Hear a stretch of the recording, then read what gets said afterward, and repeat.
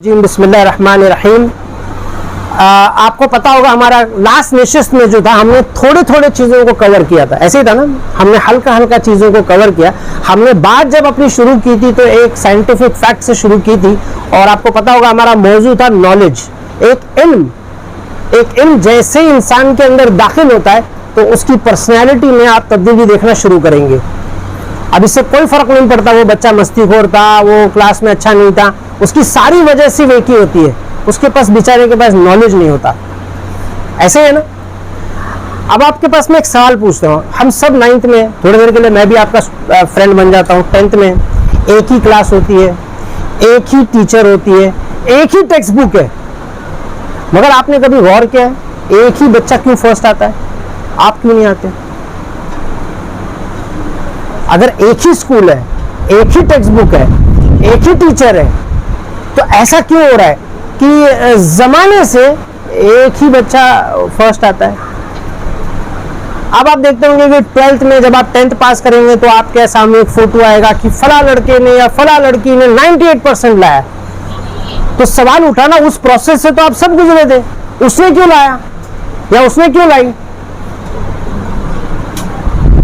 सवाल उठा ना कि ऐसा क्यों हुआ? कि आपके पास जहन नहीं है, दिमाग नहीं है? नहीं, दिमाग हम सबके पास है।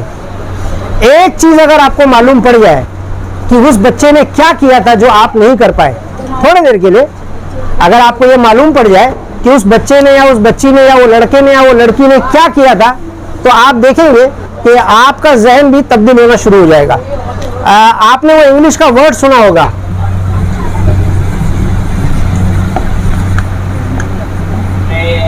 ऐसे है ना। उस बच्चे का माइंड ट्रेंड होता है। ये बात अच्छी तरह से समझ लीजिए। अगर आपके पास बहुत अकली दिमाग है, उसके पास भी है, उसको रिजल्ट इतना अच्छा क्यों आया? उसका दिमाग ट्रेंड है, उस बच्चे का दिमाग ट्रेंड है। अब आप कहेंगे वो ट्रेनिंग कहां से लेता है? सवाल है ना कि वो ट्रेनिंग कहां से लेता है? वो ट्रेनिंग कहां से लेता है? उसके पास दो चीजें, आप उसको इंग्लिश में कहते हैं विल, इरादा। वो बच्चा कहीं ना कहीं इरादे में बहुत ज्यादा मजबूत होता है आपसे। ऐसा नहीं कि वो गेम नहीं खेलता है, वो मस्ती नहीं करता है, वो टीवी नहीं देखता, ऐसा कुछ भी नहीं है। वो बराबर सब करता है, लेकिन हर चीज का उसका एक टाइमिंग है। आपको पता होगा, याद होगा, मैंने लास्ट निशिस्त में भी बोला था कि आपकी एक टाइमिंग होनी चाहिए। ऐसे है ना। आप एक चीज को जिसको हम कहते हैं टाइम मैनेजमेंट के हिसाब से करेंगे तो आप देखेंगे कि आपकी सारी, यानी वो बच्चा कोई 15 घंटा पढ़ता है क्या? ऐसा कुछ नहीं है, वो सिर्फ 4 से 5 घंटा पढ़ते हैं। ये भी मैं आपको बता दूं, सिर्फ 4 से 5 घंटा, लेकिन वो 5 घंटा उनका बराबर डेडिकेटेड रहता है। उनको पता है ये 5 घंटा हमको पढ़ाई करना है, फिर 1 घंटा या 2 घंटा जो है वो पढ़ते हैं। क्लियर? आज हम अपने मौजू को वहीं से उठाएंगे, नॉलेज, कि नॉलेज का कैसे इंसान पर असर होता है। और अगर उसको थोड़ा सा, अगर आप उसको बच्चे को नॉलेज दे देंगे तो वो मैप का काम करता है। किसका काम करता है? उसके पास एक मैप होता है, मेंटल मैप होता है, उसको पता है अब क्या करना है। आप देखते होंगे आपके अम्मी अब्बा चिल्लाते होंगे या आपके टीचर्स आप पे कभी कभी चिल्लाते होंगे, लेकिन इसके बजाय अगर आप एक बच्चे को मैप दे दें, नक्शा दे दें कि आपको इस तरह से चलना है, तो आप देखेंगे तदरीजन आहिस्ता आहिस्ता वो बच्चा जो है फोकस होना शुरू हो जाएगा। मैं इसकी मिसाल दे देता हूं और हम अपना निशिस्त अभी शुरू करते हैं। आपको पता होगा हमारा निशिस्त था कि हम कुरान को अपना मौजू बनाएंगे और पर्सनैलिटी डेवलपमेंट को, ऐसे है ना। अब थोड़ा सा इस बात को हिस्टोरिकल पर्सपेक्टिव में ले लेते हैं। आपको पता है कि नूह अलैहिस्सलाम के कितने बेटे थे? किसी को आइडिया है?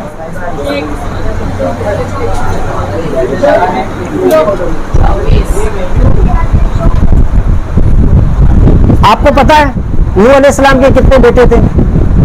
अब मैं चाहूंगा कि आप बिल्कुल गौर से सुने। 14, 15। कुरान इस पर कोई जिक्र नहीं करता कि उसके 25 बच्चे थे या 10 थे या 15 थे, ऐसी कोई जिक्र नहीं करता।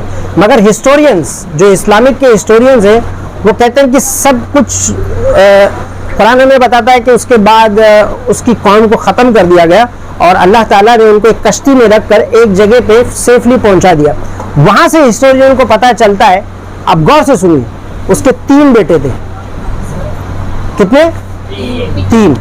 उन तीनों बेटों का नाम कुछ इस तरह से था, हाम, साम और याफिस। क्या नाम था?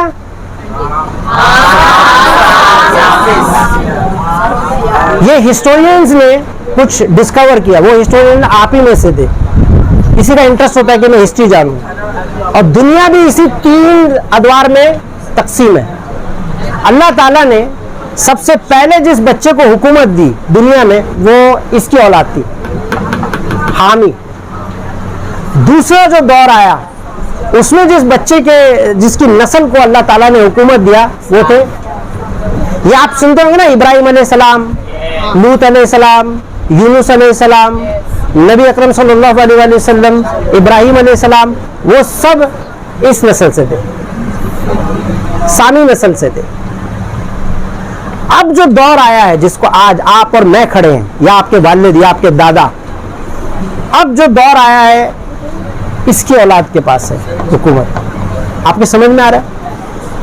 जब से इंसान की तारीख शुरू हुई है, हमें आदम से तो हमारे पास हिस्ट्री नहीं है कि आदम अलैहिस्सलाम के बाद से क्या हुआ।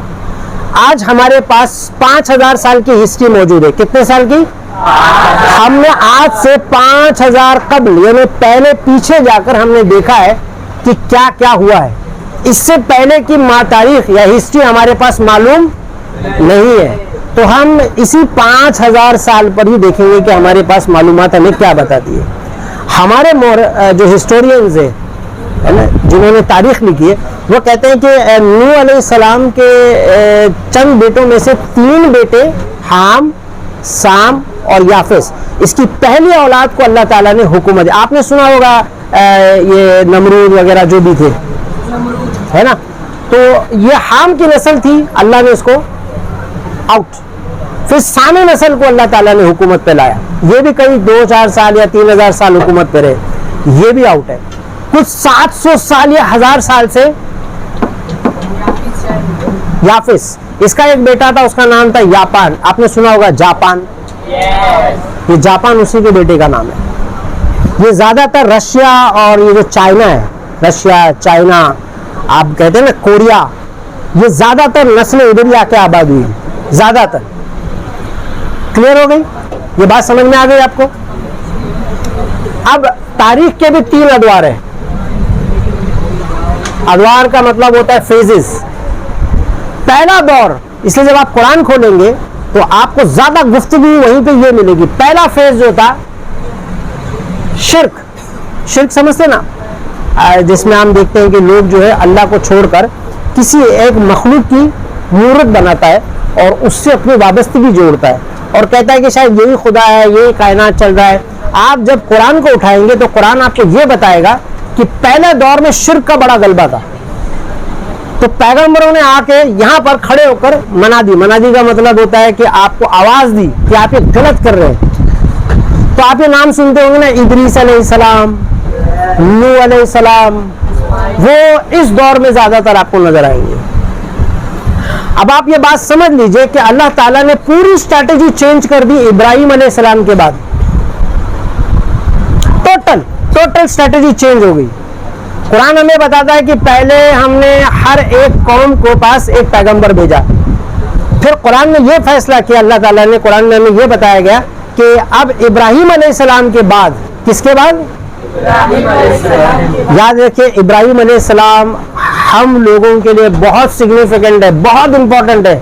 आप जब कुरान पढ़ेंगे तो आपको पता चल जाएगा कि रसालत में सल्लल्लाहु अलैहि वसल्लम को हुक्म दिया गया कि आप, यानी नबी अकरम सल्लल्लाहु अलैहि वसल्लम को कहा गया, आप या रसूल अल्लाह, आप मिल्लत इब्राहिम की तरफ जाइए। मिल्लत मतलब कम्युनिटी। आप इब्राहिम अलैहिस्सलाम को फॉलो कीजिए। आप देखिए इब्राहिम अलैहिस्सलाम क्या करते थे, आप देखिए इब्राहिम अलैहिस्सलाम की सुन्नत क्या है, आप देखिए इब्राहिम ने कैसे नमाज पढ़ा, आप देखिए इब्राहिम ने कैसे हज आप करते हैं ना, ये सब हुजूर ने चालू किया नहीं, ये सारी चीज हुजूर अकरम सल्लल्लाहु अलैहि वसल्लम से पहले से हो रही थी। तो वो कौन शख्स था जिसके बारे में कुरान कहता है कि रसूल अल्लाह, आपको उस आदमी को फॉलो करना है, आपको उस शख्स को फॉलो करना है। आप उठिए और देखिए उसने कैसे किया, वो थे इब्राहिम अलैहिस्सलाम। इतने इंपॉर्टेंट है वो।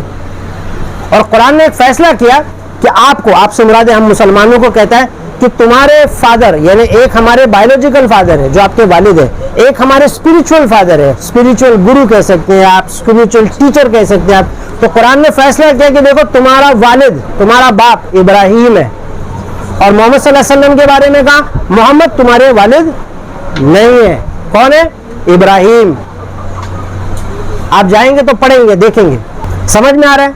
अगर आपको नहीं समझ में आया आप हाथ ऊपर करिए और मुझे रोक दीजिए, मैं वहीं रुक जाऊंगा, ठीक है? हम पर्सनल डेवलपमेंट में थोड़ा इस्लामिक हिस्ट्री को देखेंगे, क्योंकि जब आप थोड़े बड़े हो जाएंगे, जब आप कुरान पढ़ेंगे तो आपके जहन में ये नक्शा आएगा कि कुरान कैसे हिस्ट्री को गुफ्तगू करता है, कैसे उसको आगे लेके जाता है और आपसे बातचीत करेगा। ये बात समझ में आ गया? दुनिया के कितने द्वार हैं? पहला फेज शिर्क, दूसरा फेज जो आया इसको हम कहते हैं एज ऑफ फेथ। इसी दौर में ईसा अलैहिस्सलाम और रसालत में सल्लल्लाहु अलैहि वसल्लम दुनिया में आए। एक तरफ एक पूरी सल्तनत ईसा अलैहिस्सलाम को कबूल कर गई, इसको आप रोमन्स बोलते हैं ना, जो अभी इटली है, कंट्री का नाम सुना होगा आपने, इटली है ना। और फिर दूसरी तरफ 600 साल बाद अरब में एक शख्स उठता है जो आखिरी रसूल है, उसका नाम क्या था? मोहम्मद अरबी सल्लल्लाहु अलैहि वसल्लम। आपको माबूस किया गया और आपने आखिरी पैगंबर होने के नाते पूरी दुनिया का ज्योग्राफी बदल दिया। ये लास्ट फेज में, सेकंड फेज में रसूलुल्लाह सल्लल्लाहु अलैहि वसल्लम आए।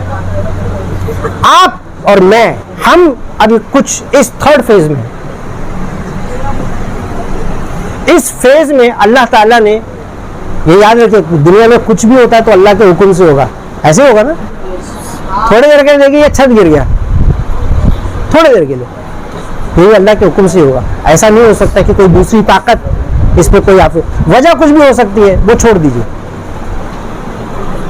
इस वक्त जो है ना इल्हाद, इल्हाद समझते हैं आप? एथिस्ट, नास्तिक, जो खुदा को ना एक, ना दो, ना तीन, ना चार, ना 100, ना 50 मानते ही नहीं। हम देखेंगे वो क्यों नहीं मानते। आज आप खाली इतनी सर्च में, क्योंकि जो ही आप कॉलेज जाएंगे या जो ही आप बड़े बड़े कंपनी में इंशाअल्लाह आप जाएंगे, ये आपके टच में आएंगे, ये आपके मुकाबले में उतरेंगे। अब दुनिया इसी इन्हीं के हाथ में, और कुरान पढ़ने से ऐसा लगता है कि शायद दुनिया का खात्मा भी इन्हीं इसी चीज़ पर हो जाएगा। कुरान पढ़ने से, मुझे लोगों के ओपिनियन नहीं मालूम। इस तीसरे दौर में हम अभी इस वक्त पैदा हुए हैं। बात समझ में आ गई आपको? अब देखिए इन्होंने स्ट्रैटेजी क्या लगाई है। कुरान आपके सामने तीन चीज पेश करता है। अल्लाह,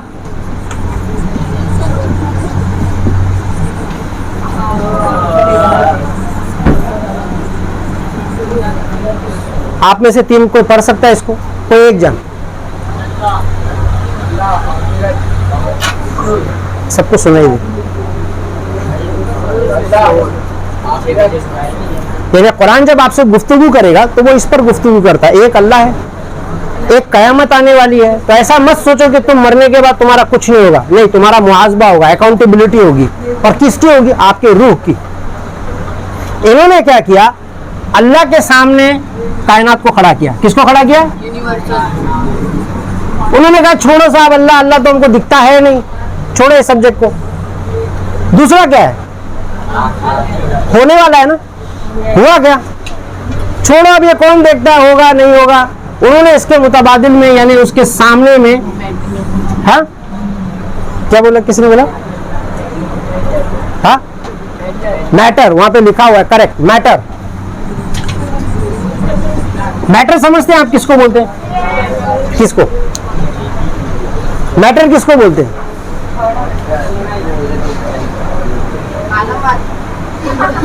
हाँ ठीक है, आप गलत होंगे, ठीक है, अच्छी बात है, कोशिश तो कर रहा है ना वो बच्चा। ये क्या है? वॉल।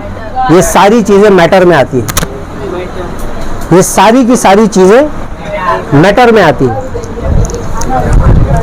ये सारा मैटर है। ये जो लकड़ी आप देख रहे हैं ये भी मैटर है। आप जो है ये भी मादा है। इसके लिए उर्दू का लफ्ज है मादा। क्या है? क्या है? मादा, मैटर। रूह, रूह के सामने उन्होंने किसको खड़ा किया? यस,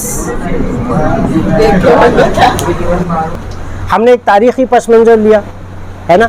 मैंने आपको कुरान का हवाला दिया कि एक आदम से नूह अलैहिस्सलाम है, नूह अलैहिस्सलाम से इब्राहीम अलैहिस्सलाम, और इब्राहीम अलैहिस्सलाम से फिर हमारे आखिरी रसूल सल्लल्लाहु अलैहि वसल्लम। अगर आपको थोड़ा मालूम पड़ जाए कि कुरान कैसे इन पैगंबरों पे गुफ्तगू करता है तो आपके लिए बहुत आसान हो जाएगा कि आज के दौर में कुरान को कैसे कनेक्ट करना है, कैसे कुरान आपको आज खड़े होकर कैसे इससे गुफ्तगू करेगा। इसलिए हमने हल्का हल्का सा क्या किया है, फॉर्मेट की शक्ल में थोड़ा सा लिया है कि कैसे इस वक्त जो है दुनिया में हो क्या रहा है, कैसे क्या चीजें चल रही हैं, ऐसे ही ना। और हम अभी थर्ड फेज पे, तो आप देखेंगे थर्ड फेज पर इस वक्त जब आप कॉलेज जाएंगे या यूनिवर्सिटी जाएंगे, इवन आप ऑक्सफोर्ड यूनिवर्सिटी में भी जाएंगे, तो ये सब्जेक्ट है जो आप पर इस वक्त आपको फोकस कराया जा रहा है, ऐसे ही है ना। ये कायनात क्या है, यूनिवर्स है ना, कॉस्मोलॉजी, मैटर, फिजिकल साइंस है ना, फिजिक्स पढ़ते हैं। ये वो तुले हुए हैं कि आज के बाद इन सब्जेक्ट पर बात नहीं होगी और हम करने भी नहीं देंगे। वो कहते हैं आप एक अल्लाह को मानिए, 5 को मानिए, 500 को मानिए, जाइए घर पे मानिए। आपका मानना है कयामत आएगी, जाइए घर पे बैठ के मानिए। लेकिन दुनिया में जब आप आएंगे घर से बाहर, हम आपके कॉन्सेप्ट को एक्सेप्ट नहीं करेंगे और आपको ये कॉन्सेप्ट इंप्लीमेंट भी करने नहीं देंगे। हम बाद में देखेंगे कि ये दुनिया में हुकूमत कैसे इन्होंने की और ये आए कैसे, बाद में देखेंगे, वो हमारा सब्जेक्ट नहीं है। हम देखेंगे कि फर्स्ट फेज जब भी दुनिया शुरू हुई है, किसका गलबा रहा है? शेर। इसे जब आप कुरान खोलेंगे तो आप देखेंगे वहां सारे पैगंबर, इदरीस अलैहिस्सलाम, नूह अलैहिस्सलाम, कुरान नबी अकरम सल्लल्लाहु अलैहि वसल्लम के पास आता है और कहता है आप मायूस होते हैं, आप मायूस होते हैं इनकी बातों से। आपको पता है एक शख्स था 950 साल उसने तबलीग की, क्या नाम था उस पैगंबर का? नूह अलैहिस्सलाम। तो एक पैगंबर को तसल्ली दी जा रही है कि आप मायूस क्यों होते हैं? आपको कितने साल हुए? 8 साल, 10 साल, 12 साल, 15 साल।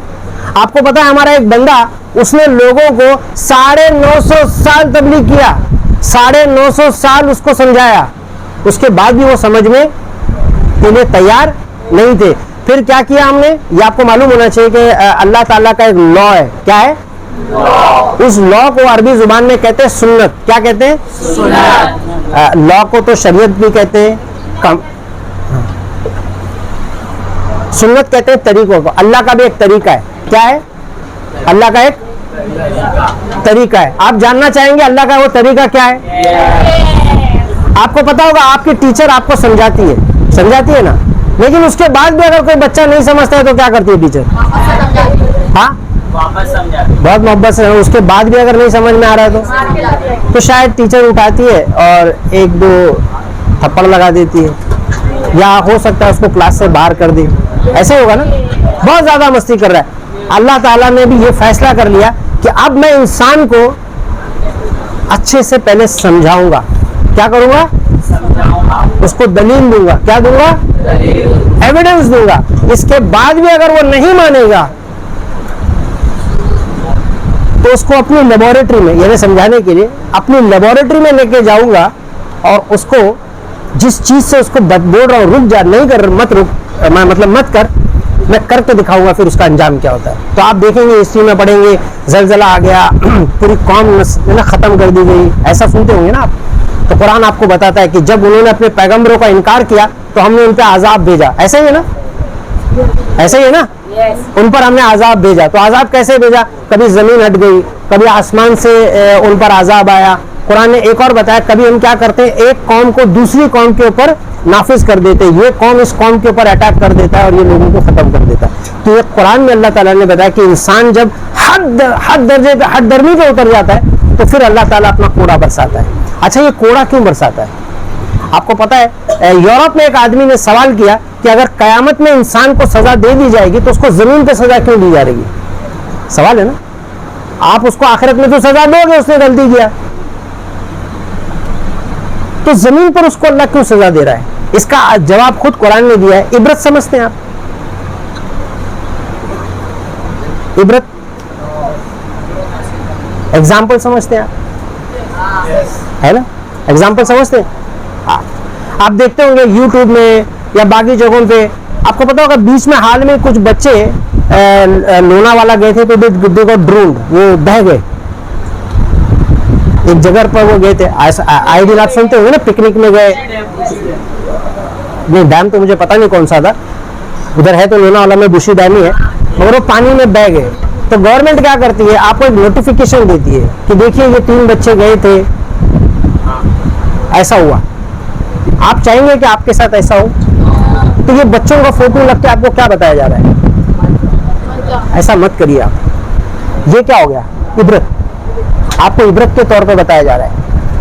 तो देखिए अगर आप भी इसी तरह की गलती करेंगे, पिकनिक के चक्कर में आप 8-10 दिन जाएंगे, आपको स्विमिंग नहीं आता है, आप जोश में वहां चले जाएंगे, तो हो सकता है आज इनकी तस्वीरें कल तो आप चाहेंगे? एग्जैक्टली, कुरान ने भी यही किया इंसानी तरीके पे। देखिए इन लोगों ने अल्लाह की नाफरमानी की तो देखो इनके साथ क्या हुआ। आप चाहेंगे आपके साथ ऐसा हो? क्या आप चाहेंगे कि आपका भी फोटो दुनिया में वैसे लगा के दिखाए? एग्जैक्टली, देखिए आपने जवाब दिया नो, ऐसे है ना। तो कुरान आपको पूछेगा क्या आप चाहेंगे आपके साथ ऐसा हो? तो इंसान कहता है नहीं नहीं नहीं, मैं नहीं चाहता। ऐसे ही है, बात समझ में आ रही है? हमने फर्स्ट फेज पे क्या थोड़ा कवर किया, इधर हमने फर्स्ट फेज पे क्या कवर किया? एग्जैक्टली, ये किसके बेटे थे? पहला दौर किसका था? सेकंड फेज किसका था? एज ऑफ फेथ, ईमान, रसूल अल्लाह सल्लल्लाहु अलैहि वसल्लम। ऐसे है ना। आपको पता है ना हमारे आखिरी रसूल है कि पहले रसूल है? आखिरी रसूल है। तो पहला रसूल कौन था? आदम अलैहिस्सलाम। देखिए तो कुरान आदम से गुफ्तगू करेगा और आपको बताएगा कि कैसे हमने दुनिया को हिदायत का रास्ता किया। फिर मैंने आपको बताया कि इब्राहिम अलैहिस्सलाम के साथ अल्लाह ताला ने खास एक फैसला ले लिया। आप सूरह बकर पढ़ेंगे या सूरह इब्राहिम, एक पूरा चैप्टर है इब्राहिम अलैहिस्सलाम के ऊपर, वहां पर देखेंगे या मुख्तलिफ जगहों पर अगर आपको कुरान की आयतें मिलेंगी कि अल्लाह ताला ने यह फैसला किया कि इब्राहिम अलैहिस्सलाम, ये मैं मिटा दूं अभी,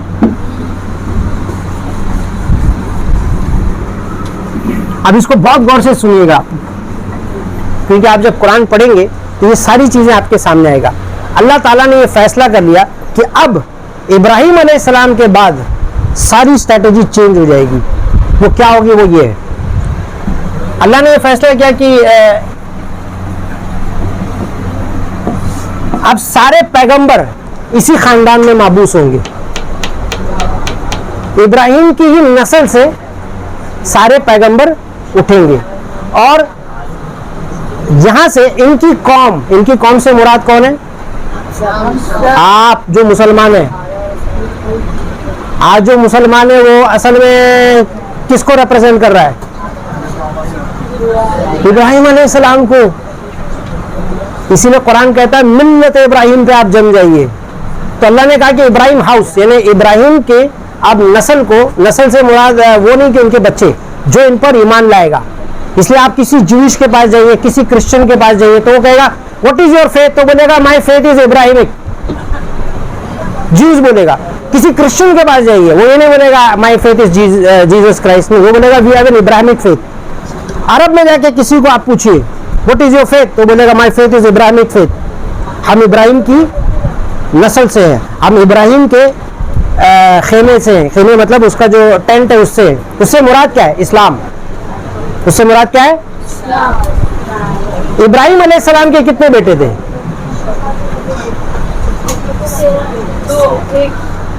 पहले वाले बेटे का नाम क्या था?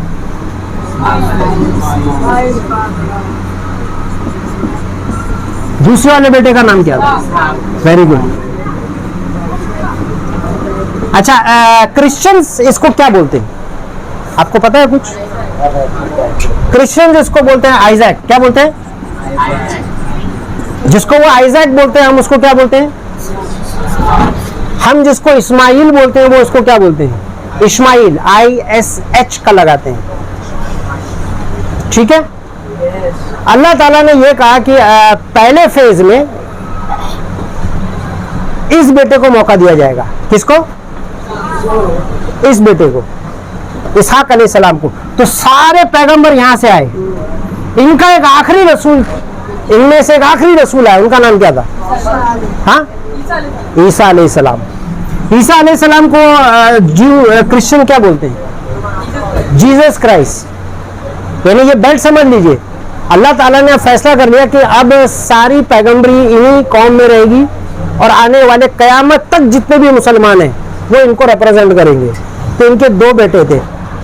अपने बड़े बेटे को उन्होंने खाने काबा यानी सेंटर ऑफ इस्लाम पे सेटल किया।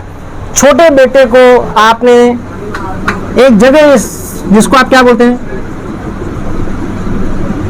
पैलेस्टाइन, आज उसका नाम है इसराइल। ऐसे ही है। अब आप थोड़ा गौर कीजिए, इस वक्त दुनिया में जहां सबसे ज्यादा फसाद हो रहा है और मुसलमानों को निकाल निकाल के उनके घरों से बाहर किया जा रहा है, वो कौन सी जगह है? ये पूरे दुनिया का इस वक्त सेंटर ऑफ अट्रैक्शन बना पड़ा है। अगर आप मुसलमान हैं नहीं है, सारी चीज, सारी पॉलिटिक्स इधर से हो रही है। यहां सारे मुसलमानों के घरों को निकाल के जीव्स को दिया जा रहा है, ये कह के कि वो असल में इब्राहिम की नस्ल है। ये मुसलमान जो अभी है ये इब्राहिमी नस्ल नहीं है, हम असल में इब्राहिम के मानने वाले हैं, हम असल में खुदा के सही चोजन है, हमको अल्लाह ने रसालत दी थी, सारे पैगंबर हमारे पास आए, ये उनका कहना है। वो कहते हैं इजराइल हमारा है, मुसलमानों का नहीं। वहां पे एक मस्जिद है, पता है उस मस्जिद का नाम क्या है? वो बोलते हैं ये भी हमारा है, हम इस मस्जिद को गिराएंगे, इसके नीचे हमारा एक टेंपल है, उसको बोलते हैं सोलोमन टेंपल। क्या बोलते हैं वो? आप सुलेमान अलैहिस्सलाम को मानते हैं कि नहीं मानते? हम हाँ, वो कहते हैं सुलेमान अलैहिस्सलाम हमारे हैं और उनकी एक मस्जिद है इसके नीचे, वो हम वापस लगेंगे, ये मस्जिद हमारी नहीं है। और ये लोग मुसलमान नहीं, वो आपको कहते हैं ये मुसलमान नहीं है। मुसलमान का मतलब है बिलीवर, वो कहते हैं हम बिलीवर है। इब्राहिम अलैहिस्सलाम के असल नस्ल हम है, ये नहीं है, अरब नहीं है, हम है। हम हमसे मुराद वो कहते हैं किसको? इजराइली। ऐसे है ना दुनिया में इस वक्त यही सब चल रहा है। इन्होंने आखिरी रसूल के साथ क्या किया यहूदियों ने? ये मुसलमान है, मैं आपको ये बता दूं, ये अपने आप को यहूदी बोलते हैं, इन्होंने अपना नाम रख लिया है, मगर ये भी मुसलमान है। ये ऐसे ही मानते हैं अल्लाह को जैसे आप मानते हैं, ये ऐसे ही मानते हैं आखिरत को जैसे आप मानते हैं। आपको मालूम है ये नमाज भी पढ़ते हैं, आपको पता है ये बात? ये नमाज भी पढ़ते हैं, ये नमाज बिल्कुल वैसे ही पढ़ते हैं जैसे हमारे शाफी मसलक के लोग हैं ना, जो सीने पे हाथ रखते हैं, देखा होगा आपने, नाफ के नीचे हम पढ़ते हैं, हनफी पढ़ते हैं। जैसे आपने देखा होगा कुछ लोग जो है शाफी मसलक या शाफी इमाम शाफी को मानने वाले वो सीने पे हाथ रखते हैं। ये भी अपने नमाज में, या अहले हदीस आप कह सकते हैं, वो भी अपने सीने पे नमाज पढ़ते हैं। ठीक है, वो खाली रुकू नहीं करते, जो हम रुकू करते हैं वो रुकू नहीं करते, वो डायरेक्ट सजदे में जाते हैं, रुकू उन्होंने निकाल दिया। वो जमात से नमाज नहीं पढ़ते, अकेले नमाज पढ़ते। आप हैरान होंगे अगर आप वीडियो में देखेंगे कि ये एक घर बनाते हैं काला कलर का और यहाँ बांधते हैं, आप देख लेना यूट्यूब में, वो खाने काबा है। वो क्या है? वो खाने काबा को यहाँ बांधते हैं, यहाँ बांधते हैं, या यहाँ बांधेंगे। आपके समझ में आ रहा है? 3 फेज। पहला फेज किसने बोला? Second phase age of faith. वो एज ऑफ फेथ किसने कायम किया? हमारे नबी। करेक्ट। अब हम किस फेज पे हैं? थर्ड फेज पर। करेक्ट, हम थर्ड फेज पर है और इस थर्ड फेज पर इस वक्त जो है हुकूमत इनके हाथ में है। ठीक है, नास्तिक कह सकते हैं आप, एथिस्ट कह सकते हैं।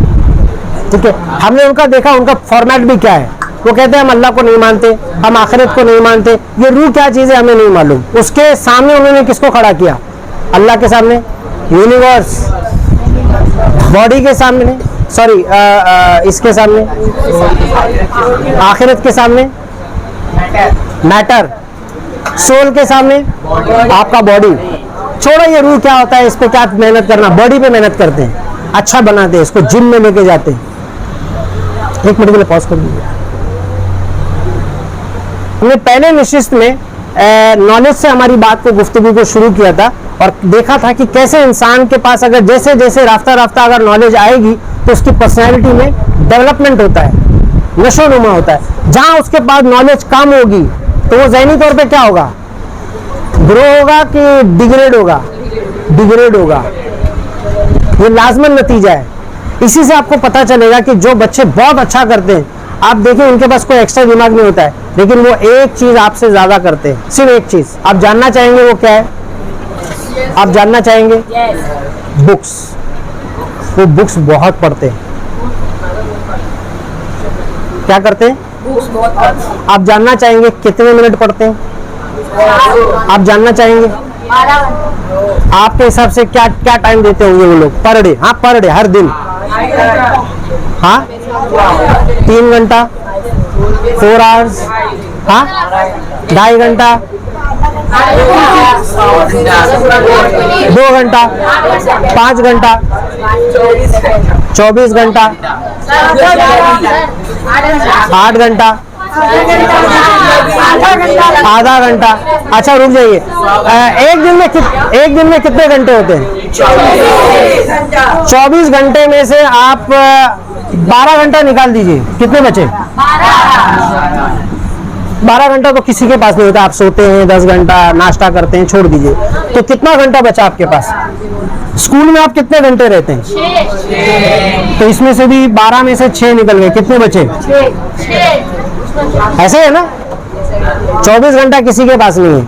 आपके पास भी 12 घंटा है, उनके पास भी 12 घंटा है, मेरे पास भी 12 घंटा। 12 घंटा में से 6 घंटा तो आप स्कूल में रहते हैं। आप हैरान होंगे वो बच्चे सिर्फ इन 6 घंटों में से 2 घंटा सिर्फ बुक्स पढ़ने में लगाते हैं। अब उनके पास कितना घंटा बचा? 4। इन 4 में से ये 2 घंटा एकेडमिक, जो आप स्कूल में पढ़ते हैं ना, जो आप स्कूल में पढ़ते हैं, इसी पढ़ाई को ये घर पे जाके 2 घंटा, आप उसको क्या बोलते हैं? होमवर्क, रिवीजन, वो रिवीजन करते हैं। क्या करते हैं? रिवीजन करते हैं। कितना घंटा? 2 घंटा। अब उसके पास कितना बचा? वो चाहे गेम खेले, चाहे क्रिकेट खेले, चाहे अपने दोस्तों से बात करें। आपको समझ में आया वो क्या करते हैं? अगर आप बहुत अच्छे स्टूडेंट को पूछोगे कि भाई आप क्या करते हो, तो उसके पास यही फॉर्मेट है। ये बाहर आ जाइए, 8 घंटा 12 घंटा, आपके पास 8 घंटा है ही नहीं। 6 घंटा तो आप स्कूल में रहते हैं, आपके पास 6 घंटा बचता है। अब आप क्या करते हैं? ये जो 6 घंटा है, सच्ची बोलिए, ये 6 घंटा आप क्या करते हैं? वेस्ट। क्या करते हैं? वेस्ट। हाँ, क्लासेस जाते हैं आप 2 घंटा। अगर आप क्लासेस भी जाते हैं 2 घंटा, हमें सबसे पहले 3 अदवार पे हमको पेश किया है। पहला फेज, अल्लाह ताला कहता है कि दुनिया में शिर्क का गलबारा, ऐसा ही है।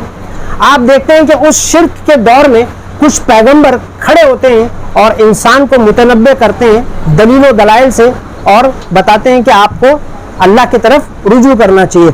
और वहाँ अल्लाह ताला, आपको देखेंगे कि अल्लाह ताला ने कहा कि अगर जिस पैगंबर के पास आपके पास आए हैं, अगर आपने इस पैगंबर का इनकार किया तो क्या होगा? आज़ाब नाफिज कर दिया जाएगा। क्या कर दिया जाएगा? आज़ाब। इसको समझने के लिए मैं आपको मिसाल देता हूँ। आप जब कॉलेज जाएंगे, साइंस पढ़ेंगे, खास करके साइंस, तो साइंस के कुछ हकायक, थ्योरीज जिसको हम कहते हैं, टीचर आपको बताती है। आप कहते हैं टीचर मैं नहीं मानता कि ये केमिकल और ये केमिकल को डालने से ये केमिकल पैदा होती है, मैं नहीं मानता। अब थोड़ी देर के लिए तो टीचर आपको क्या करेगा? बोलेगा एक काम करें, आप आइए, कल लेबोरेटरी में हम जाते हैं और मैं आपके सामने इस केमिकल को इस केमिकल में डालूंगा या डालूंगी, आपके सामने दिखाऊंगी कि इन दोनों केमिकल को मिलाने से क्या होता है। ऐसे होगा ना? रिएक्शन क्या होगा हम आपको केमिस्ट्री में दिखा देंगे। अगर आप नहीं मानते तो आइए, कल हम आपको लेबोरेटरी में करके दिखा देते हैं। बिल्कुल इसी तरह अल्लाह ने गुफ्तगू किया। अगर तुम मेरे बात को नहीं मानते तो मैं दुनिया में एक छोटा अजाब लाके तुमको दिखा दूंगा। कौन सा अजाब? छोटा अजाब। तो बड़ा अजाब कब होगा? आखिरत में। लेकिन जब मैं तुमको ये दिखा दूंगा उसके बाद तुम्हारे पास मोहलत नहीं है। आपको समझ में आया? ये दिखाने के बाद आपके पास टाइम फ्रेम नहीं है, आपका फैसला हो जाएगा। तो आप बताइए, आप इस आजाब को देखना चाहते हैं या मैं आपके सामने अकली दलील दूं? आप क्या चाहेंगे? बस कुरान यही कहता है कि तुम उनसे सवाल पूछो, मैं तुम्हें इसका जवाब देता हूं। लेकिन अगर तुम कहते नहीं, जो आप कह रहे हो कि ऐसा होगा करके दिखाओ, तो अल्लाह कहते ठीक है वो भी करके दिखा देंगे। लेकिन अगर वो करके दिखा दिया गया तो उसके बाद आपको मौका नहीं दिया जाएगा। Your chapter is close. ऐसे ही है ना, है ना? अब इब्राहिम अलैहिस्सलाम की नस्ल को ये कयामत तक के लिए ये पोस्ट दे दी गई है। आप सब, हम सब क्या है? इब्राहिम अलैहिस्सलाम से ताल्लुक रखते हैं। अब इसकी कौम यानी इब्राहिम अलैहिस्सलाम की कौम, आप, मैं, हम सब एक आखिरी पैगंबर से ताल्लुक रखते हैं। उस पैगंबर का नाम क्या है? नबी अकरम सल्लल्लाहु अलैहि वसल्लम। क्या इसके बाद कोई पैगंबर आएगा? कोई पैगंबर नहीं आएगा। कब तक? कयामत तक कोई पैगंबर नहीं आएगा। लेकिन नबी अकरम सल्लल्लाहु अलैहि वसल्लम ने एक ऐसी किताब छोड़ी है जो कोई आप में से कोई यहाँ पे आके खड़ा होगा क्या? आप गौर से देखिए रसूलुल्लाह सल्लल्लाहु अलैहि वसल्लम ने क्या किया। पहले लफ्ज रसूल का मतलब समझ जाइए। रसूल का मतलब है एक फरिश्ता, जिब्रील अलैहिस्सलाम, उसको भी कुरान फरिश्ता कहता है। एक इंसानों में से भी फरिश्ता है, एक इंसानों में से भी रसूल है, उसका नाम क्या है? इंसानों में रसूल का नाम क्या है? करेक्ट, किसने बोला? परफेक्ट। आखिरी रसूल जो है इंसानों में, उनका नाम है मोहम्मद सल्लल्लाहु अलैहि वसल्लम। किताब को भी रसूल कहते हैं। तो रसूलुल्लाह सल्लल्लाहु अलैहि वसल्लम ने इस उम्मत के पास एक किताब दे दी। क्या दे दी? क्या दे दी? क्या दे दी? इस कौम के पास कौन सी किताब दे दी? अब थोड़े देर के लिए देखिए, आप नीचे रख दीजिए, नीचे रख दीजिए। इस कौम को, यानी मैं इस बच्चे को कौम बोलता हूँ, मुसलमान कौम। क्या बोलता हूँ? इसने ऐसा करके रखना था दुनिया के सामने, खाली ऐसा खड़ा रहना था। इसने क्या किया? देखिए, नीचे रख दिया। यानी इसने अपने इस रसूल की बात को क्या कर दिया? नहीं, नाफरमानी नहीं कर दिया, इसको वो भूल गया है। क्या कहे? ये उसकी जिंदगी से निकल गया है। अब मैं इसका हाथ आगे करता हूं, गौर से देखिए। ये मैंने इसका हाथ ऐसे ही रखा है। अब मैं क्या करता हूं, इसके हाथ में एग्जैक्टली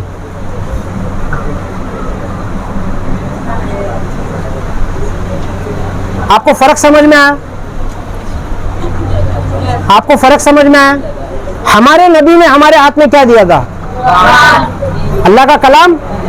हमने क्या किया? उस कलाम को कहीं रख दिया, कहीं रख दिया। कहाँ रखा? छोड़ दीजिए, नाफरमान नहीं। अब हम उस पर जाएंगे नहीं। कोई मुसलमान अल्लाह का नाफरमान नहीं होता। अब देखिए उसने गलती क्या की, चूंकि उसका हाथ खाली था। अब आप इस पे आइए, आप कौन से फेज पे हैं? तो उन्होंने देखा कि आपका हाथ खाली है, उन्होंने कौन सी किताब आपके हाथ में दे दी? अपनी किताब। बात समझ में आ रही है आपके? समझ में आया? ये हाथ खाली कभी नहीं रह सकता, कुछ ना कुछ तो इसको दिया जाएगा। उन्होंने देखा कि इन्होंने अपने कलाम को छोड़ दिया है, उन्होंने एक किताब उठाई, जो भी किताब है वो हम अगले निशिस्त में देखेंगे वो किताब कौन सी है, आपको दे दी है। अब आपको क्या लगता है, ये जो कौम है, यानी मुसलमान, आपको लगता है ये तरक्की कर सकता है? नहीं। अब देखिए उन्होंने क्या किया। अल्लाह के रसूल ने कहा ये किताब तुम्हें हुकूमत देगी। क्या देगी? किताब से मुराद कुरान। उन्होंने आपके हाथ में जो किताब दिया है ये आपको गुलामी देगी। क्या देगी? अब आपको समझ में आया कि आप गुलाम क्यों बन गए? आपने उनकी किताब अपने हाथ में रखी है। रसूलुल्लाह कौन सी किताब दे के गए थे? कौन सी किताब? अब आपको समझ में आ रहा है, हम सब ने, मैंने, आपने, इस पूरी कौम ने गलती क्या की, हम इस कुरान को भूल गए। उसका लाजमी नतीजा क्या निकला? इंग्लिश का वर्ड है सब्जुगेट। हाँ बैठिए, इंग्लिश का वर्ड है क्या है? क्या है? Very good. सब्जुगेट का मतलब, हाँ किसने बोला? सब्जुगेट का मतलब, अभी मैंने आपसे कहा सब्जुगेट का मतलब पस्त करना, दबा देना, गुलाम बना देना। आप क्या हो गए? आप क्या हो गए? एक मुसलमान हुआ या सारे हो गए?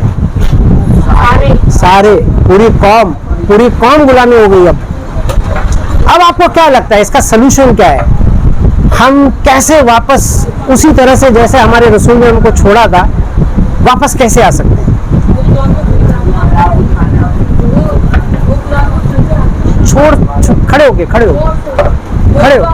खड़े होके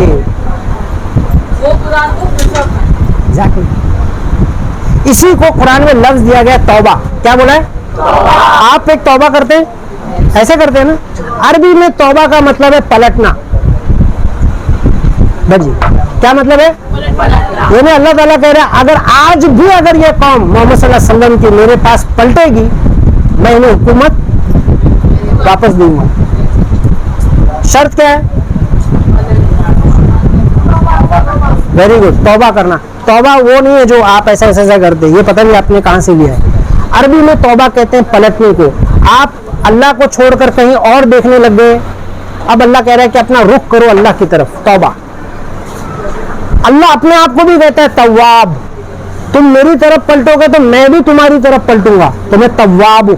इसी को अल्लाह के रसूल ने एक जगह बताया ना कि तुम अगर अल्लाह को याद करोगे तो अल्लाह भी तुमको याद करता है। अगर तुम अल्लाह के पास चल के जाओगे तो अल्लाह ताला आपके पास। ये मेटाफोरिकल लैंग्वेज है समझाने के लिए। तवाब का मतलब अल्लाह के रसूल ने समझाया कि अगर आप भी अल्लाह की तरफ पलटेंगे तो अल्लाह भी आपकी तरफ पलटेगा। अगर आप भी अल्लाह को याद करेंगे तो अल्लाह ताला भी आपको याद करेगा। इसीलिए आप सूरह बकर आप पढ़ेंगे तो सूरह बकर में आपका जिक्र है, आपको अल्लाह खिताब कर रहा है। मेरे ख्याल से गालिबन 58 नंबर की वो आयत है जहाँ पे अल्लाह ताला आपको सबसे पहले बताएगा कि तुमने जो मुझसे वादा किया था वो वादा पूरा करो, मैं भी अपना वादा पूरा करूंगा। पॉइंट नंबर 2, तुम सिर्फ मुझसे डरो। इसका मतलब क्या है? ये दुनिया का डर, ये अखराजात, ये दुनिया, ये दौलत, ये सब की इनसिक्योरिटी निकाल दो। सोर्स कौन है? सोर्स, यस वेरी गुड, अल्लाह। साइकोलॉजी में आप जाएंगे, अगर आप साइकोलॉजिस्ट बनते हैं इंशाअल्लाह, तो आपको दिखाया जाएगा कि इंसान के दिमाग में सिर्फ 2 ही डब्बे हैं। कितने डब्बे? 2 डब्बे। आप में से कोई बता सकता है वो डब्बा कौन सा है? सिर्फ 2। इसी पे आपका सारा साइंस है, ह्यूमन साइंस, ह्यूमन बिहेवियर। आप बता सकते हैं कौन सा है वो? आप डेली पढ़ते हैं उस वर्ड? हाँ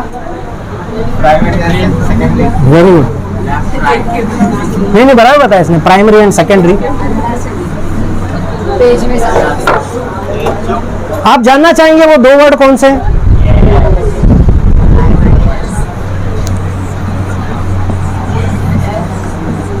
सोर्स और दूसरा है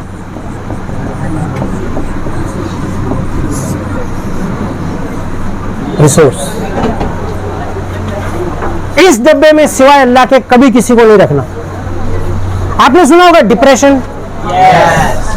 आप जब इस डब्बे में किसी को भी रखेंगे, अम्मी, अब्बा, दौलत, बीवी, बच्चा, आप डिप्रेशन में जाएंगे। मैंने एकदम सिंपल साइंस में समझाया। आपने सुना होगा डिप्रेशन में, एक्टर डिप्रेशन में चला गया, उसकी वजह यही है, आपके खाने के 2 हिस्से हैं, ये सोर्स।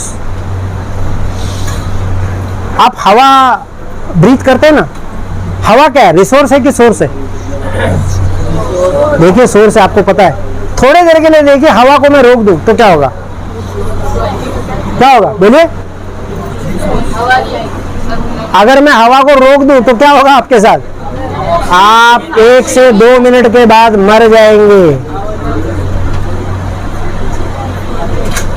इसीलिए आपको हवा पे डिपेंडेंट किया गया है। आप 1 मिनट पानी ना पीजिए, कुछ नहीं होगा, मगर मैं खाली 5 मिनट के लिए अगर हवा रोक दूं, 5 मिनट के लिए, 5 मिनट बहुत ज्यादा बोल दिया मैंने समझाने के लिए, आपका इंतकाल हो जाएगा, क्योंकि हवा सोर्स में आता है। सारी चीजें, आपकी दौलत, आपकी सलाहियत, वो सब किस में आएगी? इसी को अरबी जुबान में कहते हैं इलाह। क्या कहते हैं? इसलिए हमारा कलमा क्या है? ला। किसी को अपना सोर्स मत बनाओ सिवाय, समझ में आया? हमारा सोर्स कौन होना चाहिए? अल्लाह। आप कहते हैं कि कल मुझे साइंटिस्ट बनना है, बहुत बड़ा, कौन बनाएगा? आप कहते हैं मैं दुनिया का सबसे अच्छा क्रिकेटर बनना चाहता हूं, कौन बनाएगा? आप कहते हैं मैं दुनिया का सबसे अच्छा टीचर बनना चाहता हूं, कौन बनाएगा? आप कहते हैं कि दुनिया की सारी नॉलेज मुझ में आ जाए, कौन देगा? ये देखिए, इसी को अरबी जुबान में कहते हैं ईमान। क्या कहते हैं? आपको ये भरोसा हो गया, भरोसा समझते हैं ना, ट्रस्ट। आपको ये ट्रस्ट हो गया कि मुझे हर चीज अल्लाह देगा, इसी को ईमान कहते हैं। बात समझ में आ गया? भरोसा के आप ट्रस्ट के वर्ड को सामने लाइए। किसके वर्ड को? ट्रस्ट के वर्ड। यही वजह है कि साइकोलॉजिकली अल्लाह ताला ने बताया कि आप सबके पास कोई गोल होना चाहिए। क्या होना चाहिए? लेकिन गोल के भी 2 हिस्से। कितने? अभी इस बच्चे ने बहुत अच्छा वर्ड यूज किया, मुझे पता नहीं कैसे इसने यूज किया। गोल के कितने हिस्से हैं? एक आप बोलते हैं इंग्लिश में प्राइमरी, ऐसे है ना, प्राइमरी। अच्छा, आपने जब स्कूल शुरू किया था तो आपका भी एक प्राइमरी था, आप 9th 10th में आ गए, ये क्या है आपका? आप अगर वो प्राइमरी में न जाते तो क्या ये सेकेंडरी में आ सकते थे? एग्जैक्टली। कुरान भी ऐसे ही गुफ्तगू करता है। कुरान ने ये फैसला किया, अल्लाह ने फैसला ये किया कि अब मैं निश्चित को खत्म करने वाला हूं, तो इसलिए इसको बहुत गौर से सुनिए। अगर आपने ये गौर से नहीं सुना तो आपकी पूरा वो जो सेशन है वो आपके समझ में नहीं आएगा। अल्लाह ने ये फैसला किया कि इंसानों का, किसका? उसमें कौन आ गया? आप आ गए, मैं आ गया, सारी दुनिया आ गई।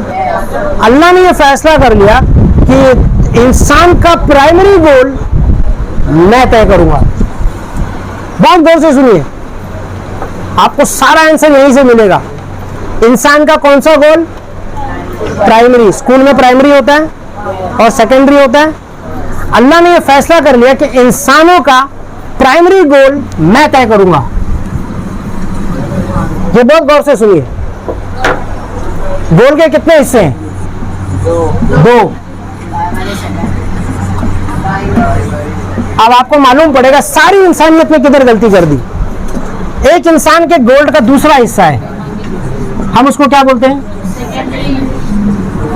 अल्लाह ताला ने यह फैसला कर लिया कि इंसानों के लिए यह हिस्सा मैंने तय कर दिया है, उसको यह हक नहीं है कि वो ये फैसला करे। बात समझ में आ रही है? इसकी आजादी आपको दे दी है, आपको जो बनना है। अब देखिए क्या है, अल्लाह ताला ने यह फैसला कर लिया कि सारे इंसान का पहला गोल है वो मेरा क्या है? अब्द। अब्द का मतलब,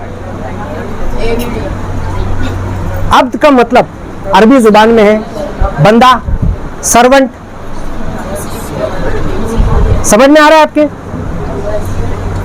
ये पहला अल्लाह ने फैसला कर दिया, प्राइमरी गोल आपका यही रहेगा। इसके बाद अब आपको जो बनना है बनिए, आपको साइंटिस्ट बनना है बनिए, आपको डॉक्टर बनना है बनिए, आपको टीचर बनना है बनिए, आपको क्रिकेटर बनना है बनिए। अगर आप ये नहीं बने, मगर ये आप बन गए, मगर ये नहीं बने, तो आप दुनिया के लिए एक जहर है। क्या है? आप जहर का काम करेंगे। क्या काम करेंगे? तो आप सुनते होंगे डॉक्टर ने पेशेंट को लूटा, सुनते होंगे। थोड़े देर के लिए देखिए, अगर वो डॉक्टर हकीकत में अल्लाह का बंदा होता तो वो क्या ऐसा करता? आप सुनते होंगे कि सियासतदानों ने करोड़ों रुपए, खरबों रुपए कौम का खा गया, सुनते होंगे ना, पॉलिटिशियन खा जाते हैं। क्यों? क्योंकि वो अल्लाह का बंदा नहीं है। अगर आप अल्लाह के बंदे नहीं हैं और फिर आप जो भी बनना चाहें, इसी को कुरान ने एक नक्शे में खींचा है। आपने सुना होगा वल अस्र, सुना है? इन्नल इंसान लफी खुस्र, सुना है आपने, सुना है कि नहीं?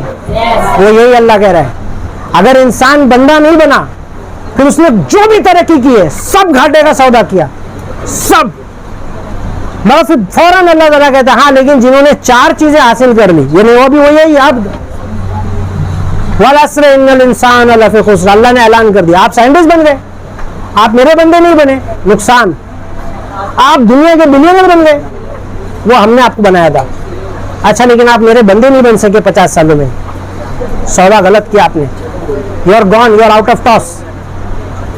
तो फिर कौन है जो कामयाब हुआ? इसी अब्द का अल्लाह ने नक्शा खींचा है, उसके पास 4 क्वालिटी है। क्या है वो आयत? आप में से किसी को याद है वाला सिरे का?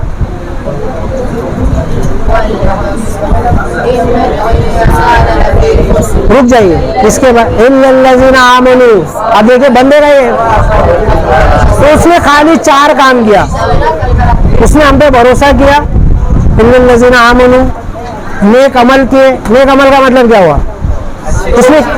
उसने किसी का कोई नुकसान नहीं किया, वो डॉक्टर बना उसने किसी को लूटा नहीं, वो पॉलिटिशियन बना उसने किसी कौम का पैसा नहीं खाया, ऐसे है ना? आगे क्या है? इन्नल्लज़ीना आमनू व अमिलुस सालिहात व तवासौ बिल हक व तवासौ बिल हक। उसने देखा कि यह आदमी हक पर है तो उसने किसका साथ दिया? जो हक पर है। उसने देखा मेरे भाई और पड़ोसी में झगड़ा हो गया लेकिन मेरा पड़ोसी जो है वो हक पर है, तो वो किसका साथ देगा? हक का। और इस हक के साथ देने में अगर उसको कोई तकलीफ आई तो कुरान आगे जवाब देता है, तवासौ बिस सब्र, उसने सब्र किया। देखिए नक्शा खींचा, किसका खींचा? अल्लाह ने, अब्द का। अब आपको समझ में आया, इंसान ने ये पूरा हटा दिया, कहा हम इसको मानने के लिए तैयार नहीं है, ये भी हम फैसला करेंगे। बात समझ में आ रही है? और आपको क्या लगता है इसमें मुसलमान नहीं है? सारे मुसलमानों ने भी उठा के बाहर फेंका है, वो भी ये बनने को तैयार नहीं है, ऐसे ही है ना? करेक्ट। तो आज का निशिस्त हम इसको भी कवर कर लेते हैं। हम अपनी निशिस्त को खत्म करते हैं और 1 मिनट में इसको फिर से रैप अप करके आपके सामने ताज़ा करते हैं। हमने शुरू किया हजरत नूह अलैहिस्सलाम के 3 बेटे, हाम, साम, याफिस। पहला दौर शिर्क, दूसरा दौर एज ऑफ फेथ, तीसरा दौर इल्हाद, एथिस्ट, नास्तिक। करेक्ट। फिर हमने कवर किया कि अल्लाह ताला ने हमारे सामने 3 चीजें रखी, अल्लाह, आखिरत और रूह। इंसानों ने नया फॉर्मेट निकाला, कायनात, मैटर, मादा और बॉडी, इंसानी जिस्म, ऐसे हुआ। करेक्ट। हमने देखा कि कुरान हमें बताता है कि इंसान के 2 हिस्से हैं गोल के, प्राइमरी कौन फैसला करेगा? उसने कर लिया। सेकेंडरी किस पे छोड़ दिया? हमने गलती क्या की? प्राइमरी निकाल दिया। हमने कहा प्राइमरी को मानते नहीं है, हमने ये फैसला कि प्राइमरी भी हम ही डिसाइड करेंगे। आपको समझ में आया क्या गलती की हमने? फिर हमारे रसूल ने सल्लल्लाहु अलैहि वसल्लम ने हमें किताब दिया, हमने क्या किया? इस किताब को कहीं हम भूल गए, चूंकि हमारा हाथ खाली था, हमारे हाथ में दुनिया वालों ने दूसरी किताब दे दी। ये कामयाबी की किताब थी या गुलामी की किताब थी? उसका नतीजा क्या निकला? हम गुलाम बन गए। ऐसे ही है। तो हमारी 2 निश्चितों से आज हमारा ये फर्स्ट सेशन कंप्लीट हो गया। ठीक है, अब हम इंशाअल्लाह अगली निश्चित में मिलेंगे। ठीक है, अस्सलामु अलैकुम वरहमतुल्लाहि वबरकातुहू। फरहान।